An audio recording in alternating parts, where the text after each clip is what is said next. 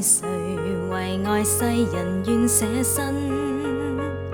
這禮物化作活存的心靈，幸福是接受和活出這禮物的真諦，教我學習愛到痛時就如遇見主。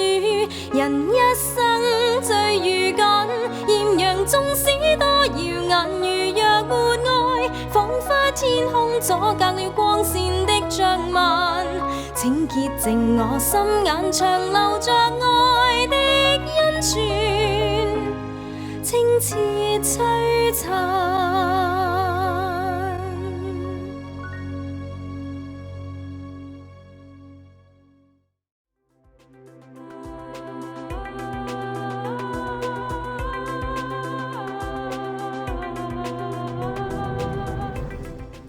大家好，歡迎大家收睇《愛常傳》。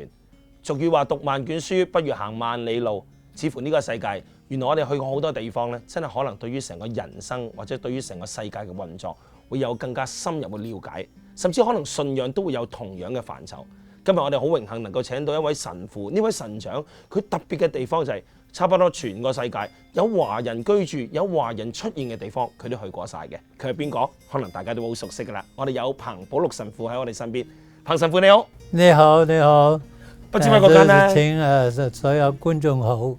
不知不覺間咧，好耐冇見你啦。我都知道其實你繼續你風塵僕僕嘅生活。我知道其實你喺差唔多成個北美洲，甚至成個世界咧，你都係要成日去探訪一啲華人嘅團體嘅喎。係，我曾經受呢個梵蒂岡嘅委託啦，或者你話叫做任命啦。從1981開始咧，就係負責推動全球嘅華人全球工作，所以變咗咧係我自己一個使命啦。因為教宗親自將呢個工作交俾我，鼓勵我去聯絡海外嗰啲華人啦，等佢哋更加有機會去認識我哋嘅救世主。所以自己一方面講得好榮幸啦，能夠得上司嘅信任，特別係自己嘅教宗。所以除咗呢種感到榮幸之外呢，就係盡自己嘅能力，自己嘅心力做好呢件工作啦。當然啦，絕對唔敢講話做好咗啦。不過至少呢，都有照住教廷嘅指示，同埋呢佢所俾嘅自由，咁啊喺海外呢，盡量將我哋嘅福音帶俾佢哋。在呢一方面，自己時時感覺嘅呢，唔係自己做咗咩嘢，而係感覺到自己非常之幸福。因為到咗邊個地方都好啦，啲華人嘅兄弟姊妹呢，非常非常有愛、有愛情，有愛心，所以等於一個神父呢，去到邊度賓至如歸，咁啊覺得真係非常之愉快去做呢件工作，唔係一個苦差，係一個樂事嚟嘅。所以變咗呢，係自己覺得好有福，能夠喺海外為我哋自己嘅同胞、自己文化嘅兄弟姊妹嚟做一啲先講話傳教或者歸化嘅工作。所以喺呢一方面嚟講咧，呢個真係一個大恩寵。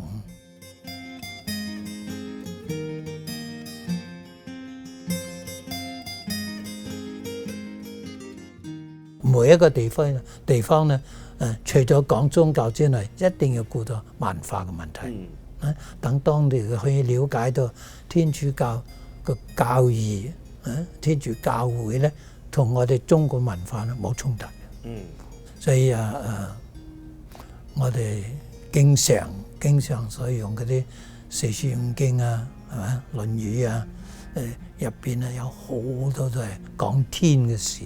雖然佢唔係講得好清楚嘅天主，但係咧所有講天嘅呢，都係指天啊嘛，係嘛？係天啊嘛。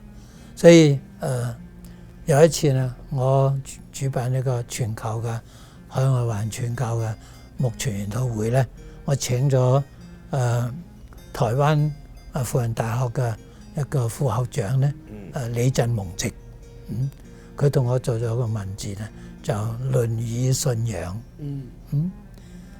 佢將嗰個《論語》之中呢，揾到107次講天，但係呢，差唔多90%呢，都差唔多可以指出係天主造物主。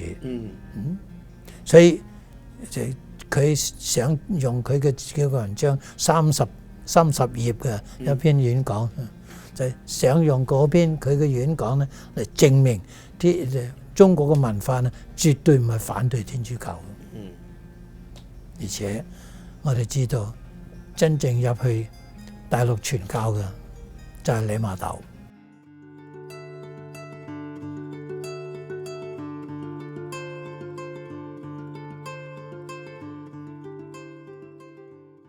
佢喺當時嘅葡萄牙屬地澳門住咗3年，日日睇中國嗰啲文學，甚至到呢個《論語》呢，從最後一個字背到第一個字。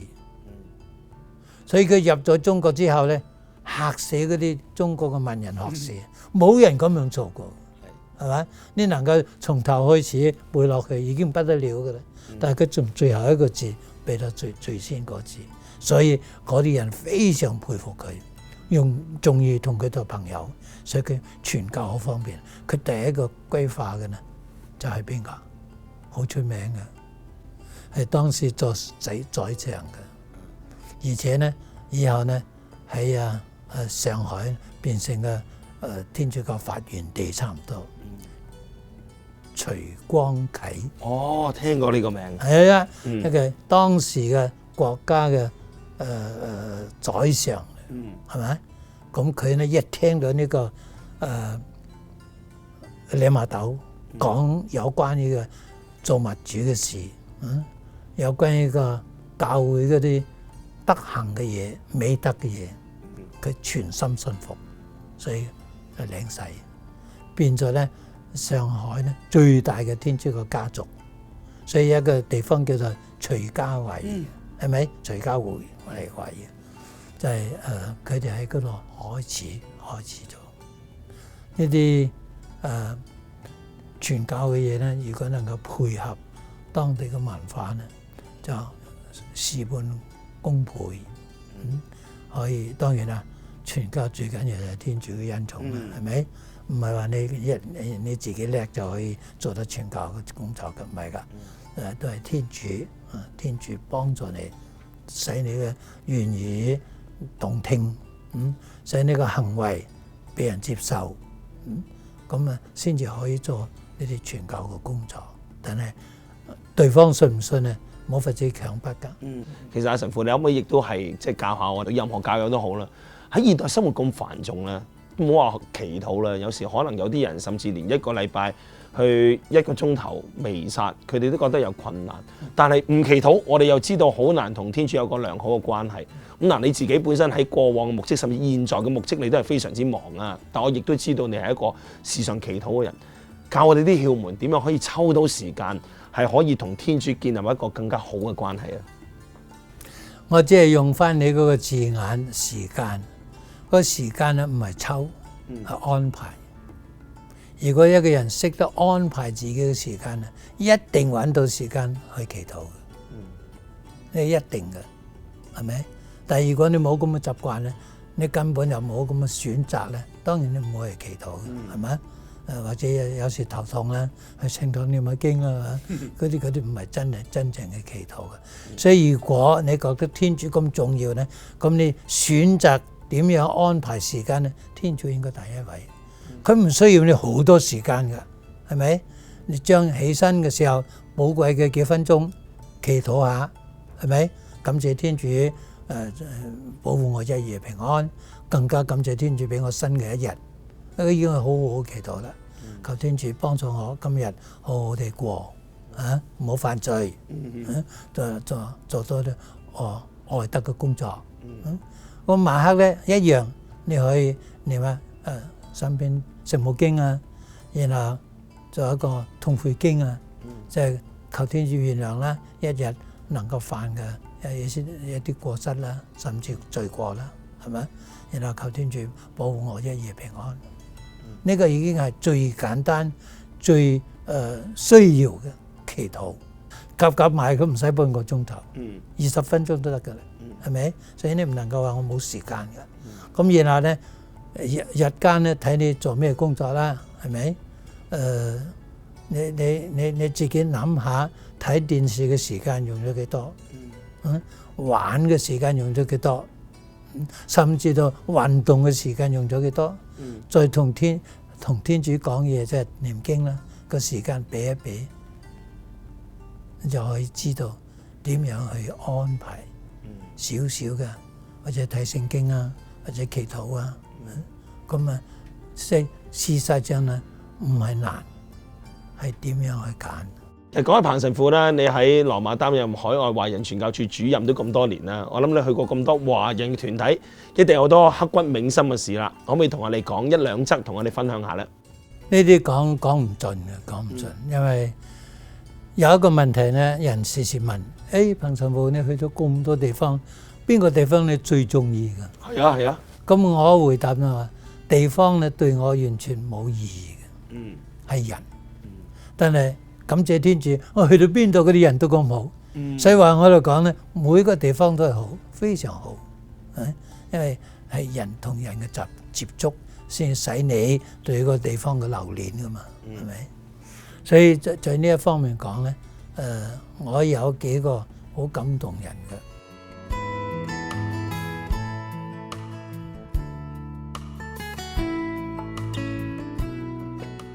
第一個咧係一位女士，嗰個時候佢已經60幾歲嘅啦，好虔誠嘅佛教嘅女士，但係亦都好羨慕天主教，因為佢嘅女同埋佢嘅女婿同埋仔女都係入咗天主教，但係佢冇。最後咧，我哋經常去探訪啊嘛。就問起嚟，點解你屋企個個都入教，你點解唔入啊？佢話神父，我對佛祖同埋觀音咧非常非常之尊敬，我唔想使佢哋難過，好似我放棄咗佢哋一樣。嗱，我話我試回答下你，睇下你能唔能夠接受？我話佛祖呢係比耶穌早咗600年嘅，佛祖咧嗰時候咧生活就係追求真理，但係嗰時候冇人指俾佢聽嘅，所以佢自己諗咯，所以要淨化自己，係嘛？清心寡欲，咁唔會俾自己麻煩啊嘛。但係如果佢一生人目的係追求真理，如果係生喺耶穌嘅時代呢，佢一定會去跟隨耶穌嘅，因為佢係真正嘅講真理嘅人，係嘛？所以如果你而家呢係跟隨耶穌，跟佢嘅真理呢，佛祖會好佩服你，而且好欣賞你。佢聽到之後唔使幾耐，慕道班領晒啦，真係。所以有時咧，幾句話咧就可以使一啲人感化。不過佢又比較單純啦，係咪？你講咗佢信咪得啦，係咪？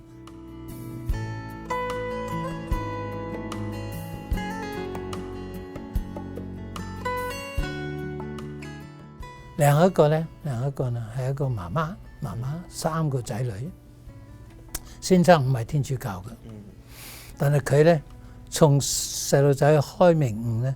返學咧，朝早帶佢哋先去望彌撒，然後先至帶佢哋去學校，一直到佢哋升大學為止。升大學當然啦，嗰時候已經佢哋可以自學啦，係嘛？所以個3個細路仔，2個女1個仔，冇一個學位，個個都循規蹈矩，非常好。到而家經常我同佢哋通 email 啦，同我媽媽通電話，佢喺南非洲嘅，所以呢個呢，亦都係使我感覺到呢，作為一個父母呢，如果真係為兒女着想呢，咁辛苦都好啦，佢要做。你可以諗下，佢啊咁早要起身，湊住個細路仔去聖堂，可能先生能能沉沉啦，啱啱瞓緊覺先出去就走，係嘛？但係佢咧同先生講好，我要注意我3個仔女，我要俾佢哋信仰嘅基礎，等佢哋喺教會入邊長大。所以到而家2個喺紐西蘭，一個喺澳洲，非常好，個個都有咗仔女啦。所以希望佢哋將來嗰啲仔女一樣啦。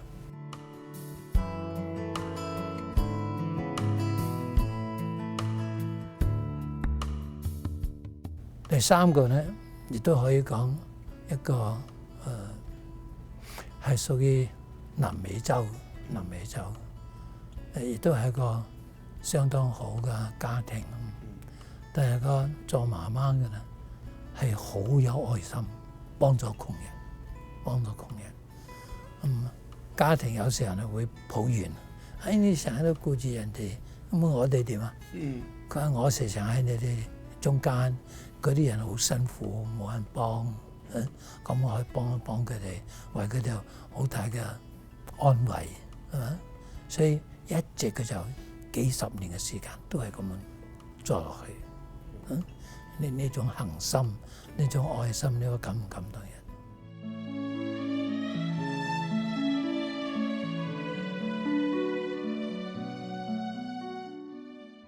另外一個咧係一個即係美國嘅聖荷西，洛杉磯上去一啲，三藩市附近啦，係啦，San Francisco附近啦。咁佢對於教會咧好熱心，向美國又好，台灣又好，經常幫助教會啦，同埋嗰啲神父啦，包括而家講嘢嗰個人，都得到佢好多幫助嘅。我喺 Dallas 做本堂嘅時候咧，係只係一個 mission，一個傳教區。咁我做咗差唔多1年之後咧，當地嘅主教呢寫咗一封信，正式嘅信，通知話從今日開始咧，你個堂區咧，你個 mission 啊變咗堂區。所以你呢係一個正式嘅本堂神父。嗰時候呢，啱啱我哋仲未有聖堂啊，都係謝人嘅聖堂。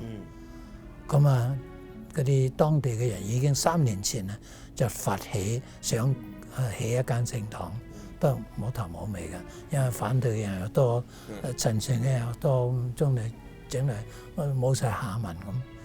有一次我經過嗰度，同佢哋討論呢個問題。我翻咗羅馬之後呢，就寫一張比較長嘅信，俾佢哋幾個嗰啲重要嘅人物，同佢哋分析。我話人呢，從長遠計呢，乜嘢都要計劃一下，呢係好啱嘅，呢係好啱嘅。你唔能夠好似聖經所講嘅，開始咗起屋，結果冇錢，起唔起嚟。不過我話咧，你哋能力好強，因為嗰時候聽講咧，Dallas係全美國薪水最高嘅一批中國人，大部分都係大學畢業嘅，所以你哋講錢咧應該冇咩問題嘅，只要睇下肯唔肯攞出嚟。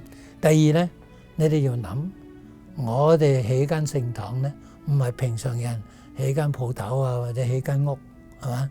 係為自己做嘢。呢個起聖堂係為天主做嘢，唔通天主唔會幫你嘅咩？係嘛？所以咧，最後咧，佢哋因為我嗰封信決定咗要做，又係啱啱我去咗嗰邊做本堂，係咪？以前我真係經過啫嘛，探佢哋啫嘛。咁去咗本堂，咁因為佢哋決定咗咧，咁我又向海外呼籲下啦，睇下邊個願意幫啦。咁頭先所講嘅聖荷西嗰個女士咧，一下就俾咗10萬美金。哇，唔少噶咯喎！唔少啊，係嘛？咁我結果咧，我經咗差唔多40萬美金。嗰間屋本來咧係一個叫做 multi-purpose building，即係一間大嘅建築物，然後入邊咧小聖堂又喺度，聖體堂又喺度，然後上邊咧有13間課室，有神父嘅辦公室，然後有個大廚房，所以本來嘅原價咧係180萬美金可以起，結果用咗咧250萬。等我交數嘅時候咧，1毫子都冇欠，1毫子都冇欠。你表示嗰啲人肯出嚟就得㗎啦，係嘛？肯出嚟就得㗎啦。去睇下需要幾多出幾多，需要幾多出幾多。但係你如果冇個決心去做咧，永遠做唔起嘅，係咪？又怕呢啲怕嗰啲。同埋我相信亦都係你自己同埋成班教友對天主嘅信賴，你哋做咗你係自己佢哋啦，嗰 part，佢哋啦，佢哋對天主嘅信賴啦，知道唔係自己喺起屋，係為天主起，咁佢哋有一個好嘅動機喺度。嗱，咁好多觀眾咧都知道，其實阿彭神父你本身亦都係個方濟會嘅會士啊。係，其實咧，我想知道啦，即係喺咁多年啦，即係你加入咗方濟會咧，其實方濟個靈修為你自己嘅牧職有啲乜嘢特別嘅幫助呢？方濟咧可以話係一個各方面啊都有佢嘅特長，不過最緊要咧就係佢嘅誠樸同埋佢嘅謙虛。呢兩種美德咧，變成係方濟對濟嘅力量。所以我哋耶穌基督都講過嘅，係咪？謙遜，順命，聽天主嘅話。好似聖母瑪利亞，佢最大嘅功勞咧，唔係因為佢做咗天主嘅母親，而係佢同天主嘅聖意合作。所以如果我哋喺海外推動呢啲工作，能夠效法方濟呢一種淳樸、神貧，即係唔求世界上嘅咩福利，主要就係求福音傳俾我哋嘅信息。如果咁樣嘅話咧，方濟就係我哋一個非常好嘅例子。當然啦，唔能夠要求所有嘅人都參加方濟會噶啦，係咪？但係咧，方濟有個第3會噶，全世界有200幾萬嗰啲會員喺度噶，呢度係一股教會嘅力量嚟噶。佢哋就真係照方濟嘅精神去過佢哋嘅日子。即係方濟會咧，應該有一個愛心，有個謙卑謙遜嘅心，然後有一個愛人，真正同兄弟姊妹咧有一種關係，唔係只係泛泛之交，而係真正好似信仰裏嘅兄弟姊妹一樣。如果能夠咁樣做咧，呢個精神啊，好容易傳俾人哋。仲要話聽君一席話，勝讀10年書。今日能夠有機會同彭保祿神父傾偈，真係令到我獲益良多。從佢嘅身上面，我睇到一個神父喺咁多年嘅牧職，對天主嘅信任，亦都憑住佢嘅言行，都能夠俾到一啲啟示仔。點樣能夠喺現代生活咁紛亂嘅氛圍入面，能夠做一個好嘅基督徒，能夠繼續承行天主嘅聖意。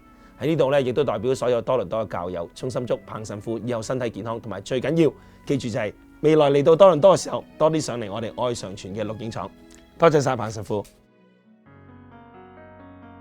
當你建立到一份對耶穌聖體嘅 awareness 嘅認知嘅時候咧，你就會發覺，哇！你嘅生命完全唔同。當我望住聖體嘅時候，其實係都好多嘅感受。冇咩其他嘢俾到呢種經驗我嘅，好似去咗，好似時間係靜止咗咁樣啦，好似有少少好似真係去咗天堂咁樣嘅感覺。一班熱愛基督嘅年青人喺呢一個星期嘅愛常傳，為你見證基督喺聖體中嘅臨在。